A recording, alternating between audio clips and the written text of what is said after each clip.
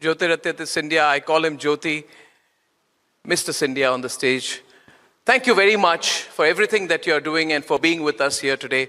So a round of applause to this dashing, fantastic, turnaround minister in the Modi government, Jyotiraditya Scindia. Thank you, sir. Thank you. Thank you. Ladies and gentlemen, I would like to begin by always saying this, that I say this to him, that I see so much of the greatness of his late father, Madhavrao Scindia, in Jyoti. Every time I meet him, for me, Jyoti, it is deja vu. I began my career in the late 90s, and his house was where I started my career. I would stand outside, and he would call us in. He was a charming, wonderful, generous, intuitive man who had a great sense of the country. And it's so sad that destiny snatched him away from us even before his prime. And so I'd like to begin by just remembering your father as I share with you on the stage. Thank you. So thank you for continuing the connection, Jyoti. Ladies and gentlemen, Jyotiraditya Scindia has had a very interesting political career. He came into politics on the demise of his father. He's a very, very well-qualified professional, has been an investment banker. And when he entered politics, many people passed judgment that it would be difficult for him to do politics from the roots. But both politics and governance from the roots to being a many, many times successful member of parliament. And today, if I may say so, Jyoti, I want to begin by saying everyone in the country says, you are the turnaround minister. That's what they call you. And the reason they call you the turnaround minister is because you are always put in place when the chips are down. From the privatization of Air India to now the historic turnaround of BSNL. BSNL, under his leadership, for the first time in 17 years, has reported profits. In Q3, BSNL, nobody thought would be profitable, reported a profit of 271 crores. He says he plans to have 1 lakh planned towers operational for a nationwide 4G rollout of BSNL. And you yourself have referred to it, Jyoti, as the significant turning point for BSNL. What is so significant behind this turnaround? What is this approach? And since this theme is about Limitless India, what is the limitless mindset behind it? So first of all, Arnab, thank you very much for having me. And it's always a pleasure to be with you and to be a part of Republic's grand event as it's being held this year as well. Just to add on to your story of when the chips are down, I was also made power minister when the grid collapsed in India. Yes. the next morning, and therefore entrusted with the responsibility that this should never ever have happen again. Yes. The issue, the story of BSNL is it's actually one of the jewels of India in a fiercely competitive environment. I'm just coming back from the Mobile World Congress in Barcelona. And the EU, which is made up of now 27 states, 27 countries, there is, even if I use the word fierce competition, it would not be doing justice to the environment of telecom in that block of the world. And in that environment, for a government-owned telco to not only survive, but to service 9.5 crore customers, to grow, and after 17 years, as you mentioned, the first quarter after 17 years that BSNL has made a profit has been in the October-December quarter of last year. And keep in mind that this is in an environment, as I mentioned, of fierce competition, and not only that, when all other telcos across the world, including in India, and we've had the privilege of having 4 telecom service providers in India. There are not many countries across the world that have that many players in the telecom space. All set up their 4G, 5G networks using imported equipment. And let me tell you, there are only 4 players in this space in the world. There's Huawei and ZTE from China. Yep. There's Ericsson from Sweden. There's Nokia from Finland. And there's Samsung from Korea. Only 4 telecom equipment manufacturers, 2G, 3G, 4G, 5G, and hopefully by 2030, 6G. In that space, the Prime Minister's vision, and this goes into your topic of Limitless India, Atmanirbharta, do what earlier could not be even dreamt of. And he said we need to produce our own 4G stack. And if BSNL is going to go into 4G, it will do so based on an Indian 4G stack. And for the first time in the world's history, after 3.5, 4 decades, you have seen an Indian government-owned technology company, CDOT, manufacture the core. You've seen a private sector company, Tejas, manufacture the RAN, which is the radio access networks, which are the towers that you see.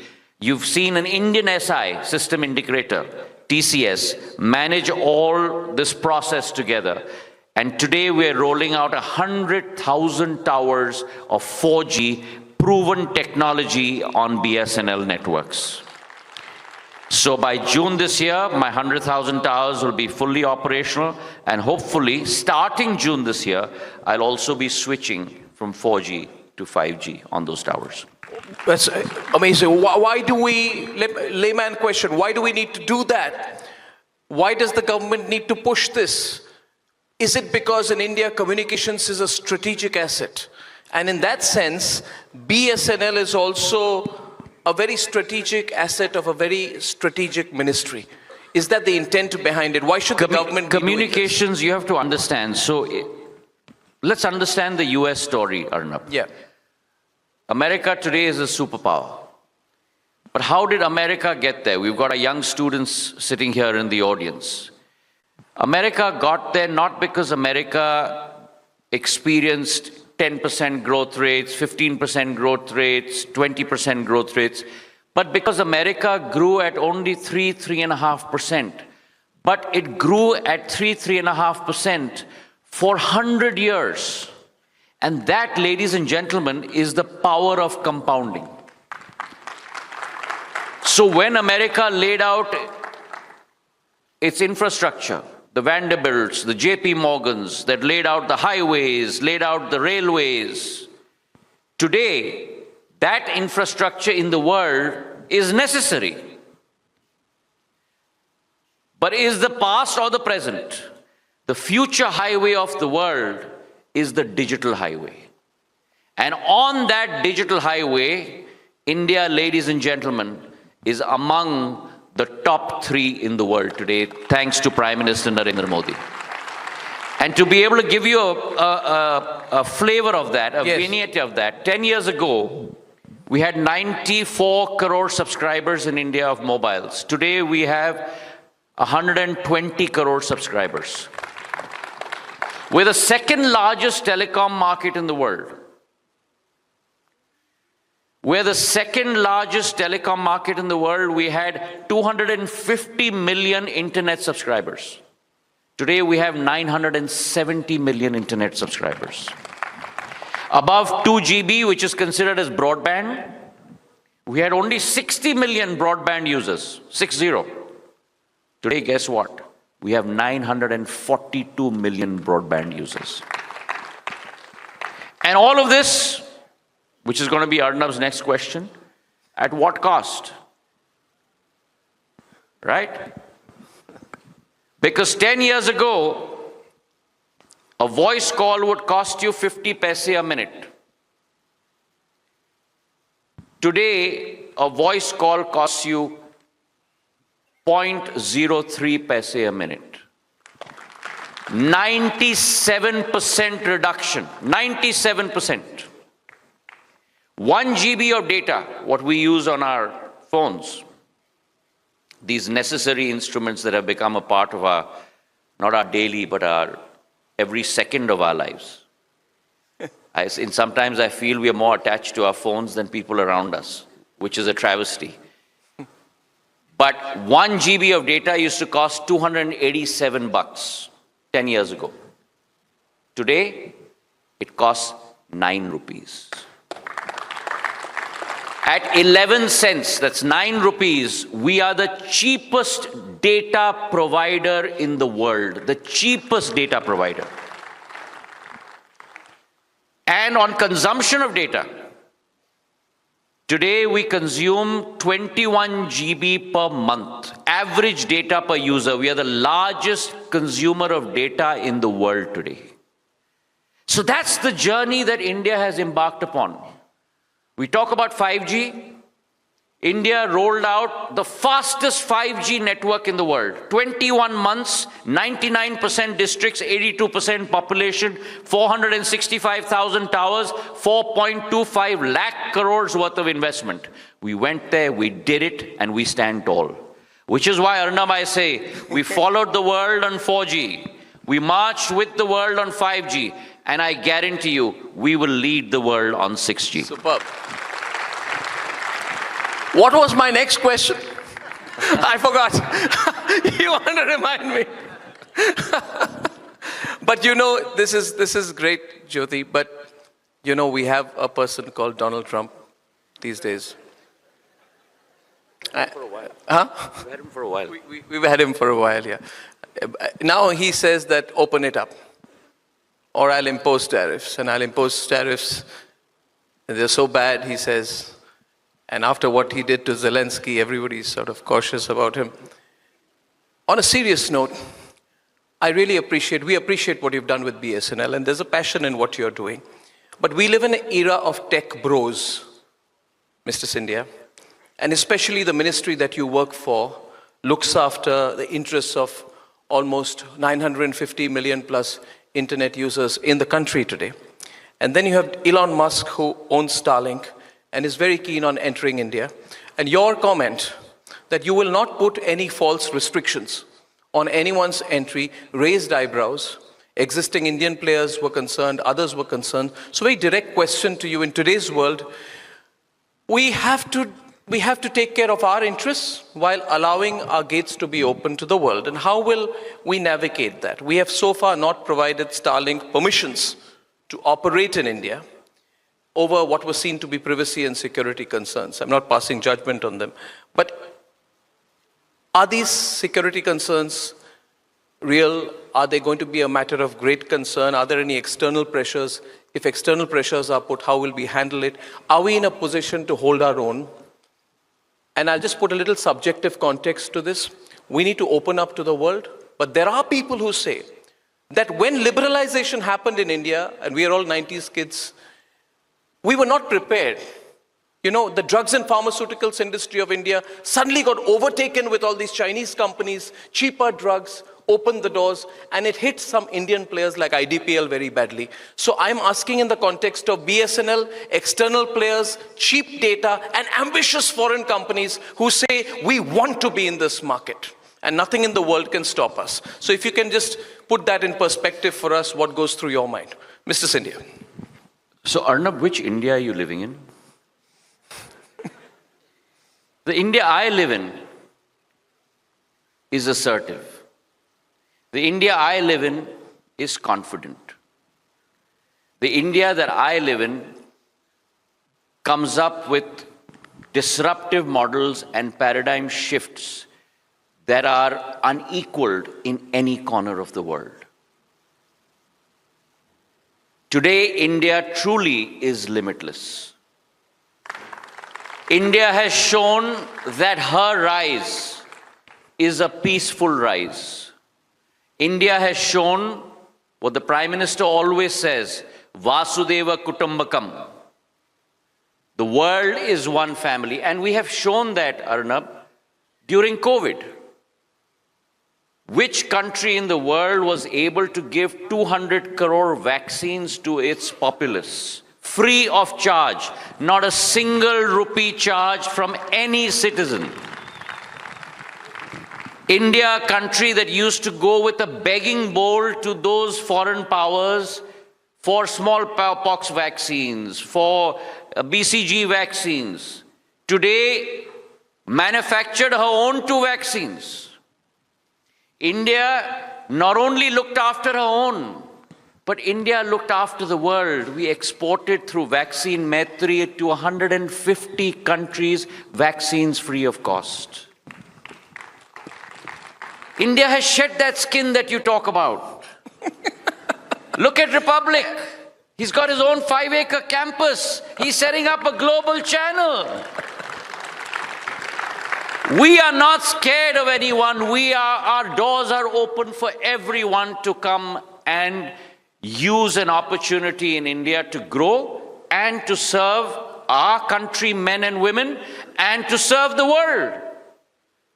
And as far as I'm concerned, the telcos are my stakeholders, the internet service providers are my stakeholders, the broadband connectors are my stakeholders, the telco equipment manufacturers are my stakeholders, but my most important stakeholder is sitting in front of me. Wow. And therefore, my job as telecom minister, communications minister, or my job as civil aviation minister, or my job as power minister in the past, has been to make sure that I give my most important stakeholder every choice available in the world. And my stakeholder will choose based on their requirements which mode and media they would like to use at which point of time. But everything must be available to them.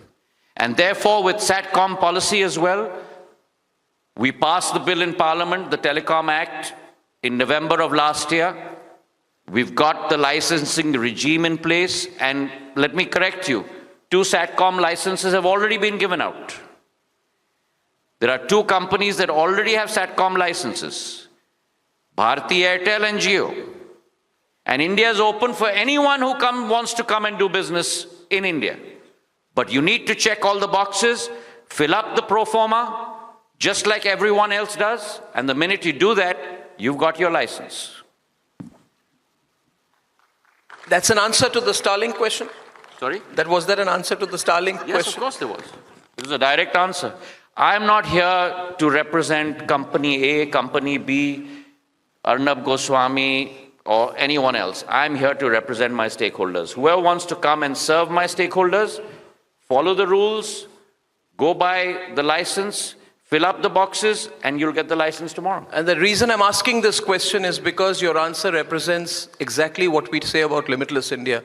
We are not defensive anymore, are we? I mean, we are not defensive. We're the second largest telecom market in the world. We're the second largest auto market in the world. We're the 3rd largest civil aviation market in the world.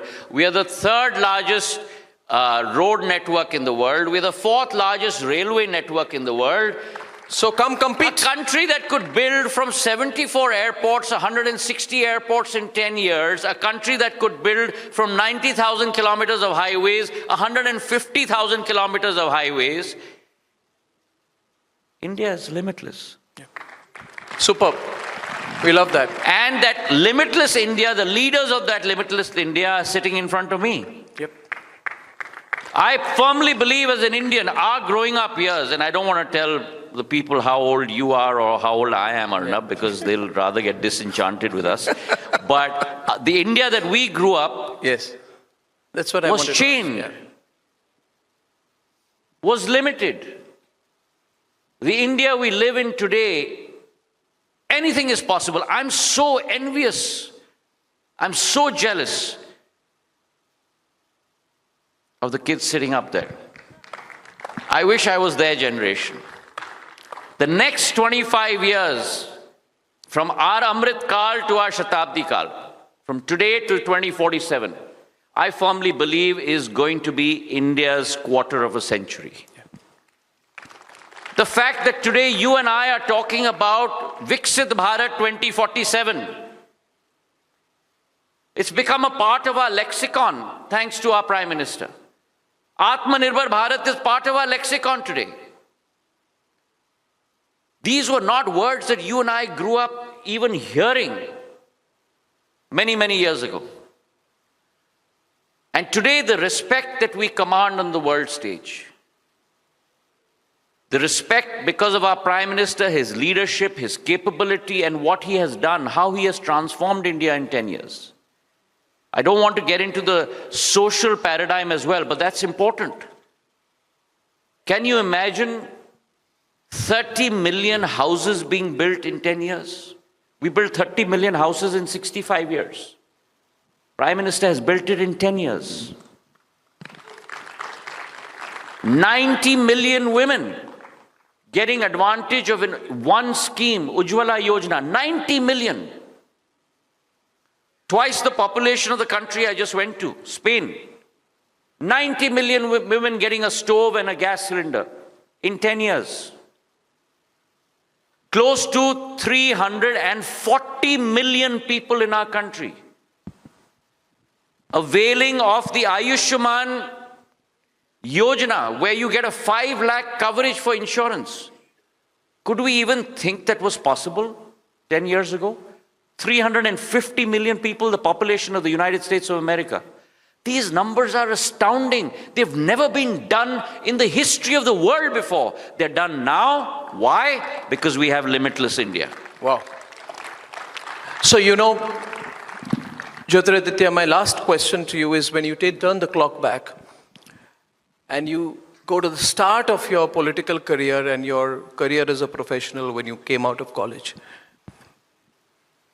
things have changed, no doubt, no doubt. But I wonder, and since you're a grassroots politician, you've been to the Lok Sabha so many times, do you see the trickle-down effect? My question is simple. From your constituency, from Madhya Pradesh to the villages where you campaign, to the poorest of the poor, is there a trickle-down effect? Because my concern is whether this Limitless India is only limited to urban centers of prosperity.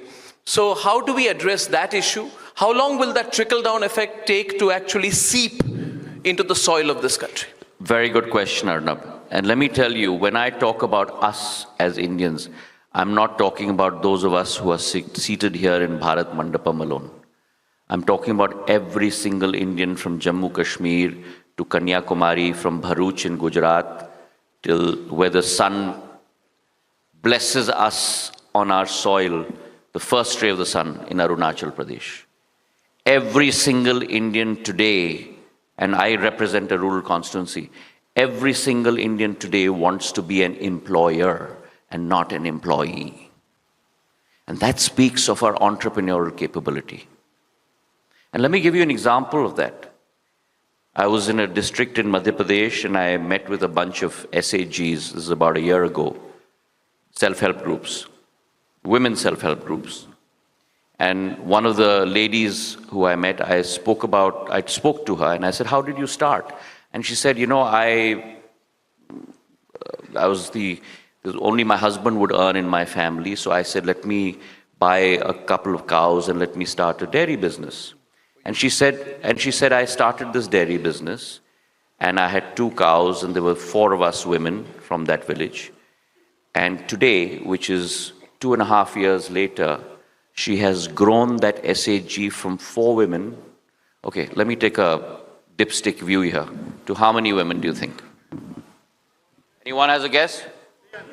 300. Okay, so I got one number 300 here. Anyone else? 1,000. Okay, we got 1,000 here. Anyone else? 5,000. She's grown it to 10,000 women. Oh, huge. Incredible. That's ambition. That's ambition. That's drive. Another woman, she said, I became an agent for an insurance company. And I started doing so well. My husband had a dream of always owning his own car, but we didn't have enough income. And she said, I earned so much money because I became one of the best-selling insurance agents for that company. Yeah. She said, after working like this for 2.5 years, I bought my husband his first car. That's amazing. It's a sense of pride. And that's where India is going. It's not Bangalore, it's not Chennai, it's not Kolkata, it's not Bombay, it's not Delhi. It's across the length and breadth of our country. And having been an investment banker, Arnab, you look at the top 200 companies on the BSE Sensex, and you may think that they are headquartered in Mumbai and Delhi and Bengaluru and all of that. And then if you look at the top 500 companies in the BSE, they all, in terms of market cap, they all come from tier 2 cities.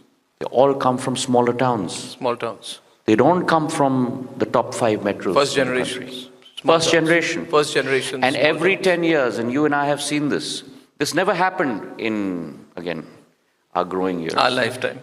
But today, every 10 years, when you go to an award ceremony, and the business leaders are getting awarded, every 10 years, you'll see a change. The guys who got awarded 10 years ago are no longer there. It's the new guys who are there. Yep. So I remember Andy Grove's, I was fortunate to be taught by Andy Grove, one of the founders of Intel at Stanford Business School. And he, in his last class, his class was always the 9 a.m. class. So we always had to be there 5 minutes early. In the last class like this, we were all sitting in the auditorium, and he said, I have nothing to say to you guys. I wish you guys all the best. I only left 4 words on and we have those desks, those whiteboards which go one above the other, so you can hide something behind it.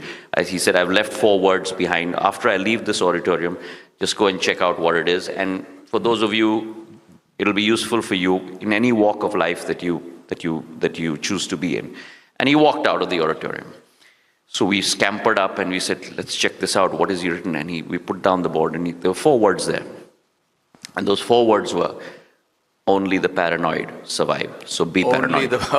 Thank you. That's beautiful. Thank you, Jyotiraditya. And one last thing about him, people say, what kind of people should come into politics?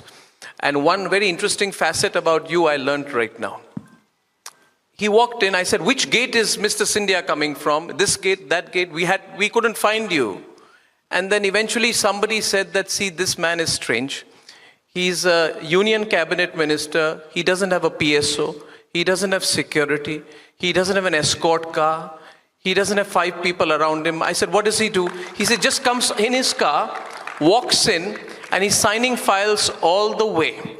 So I think, when people tell me that in the UK, you sometimes find a big minister in a subway, right? We're happy about that, right? He's one of us.